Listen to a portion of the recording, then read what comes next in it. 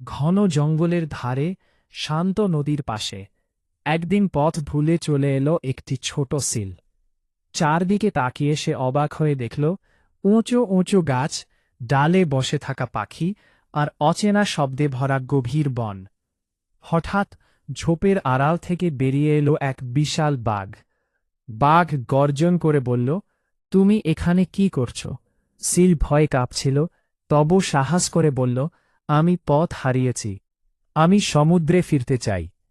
বাঘ কিছুক্ষণ চুপ করে তাকিয়ে রইল, তারপর শান্ত কণ্ঠে বলল, এই জঙ্গল তোমার জন্য নয়, চলো আমি তোমাকে নদীর পথ দেখিয়ে দিই। বাঘ সামনে হাঁটতে লাগল, আর সিল ছোট ছোট পা ফেলে তার পেছনে চলল। অবশেষে তারা পৌঁছাল নদীর ধারে। সিল খুশিতে লাফিয়ে পানিতে ঝাঁপ দিল। দূর থেকে বাঘ তাকিয়ে মৃদু স্বরে বলল, সবাই নিজের জায়গায় সবচেয়ে নিরাপদ।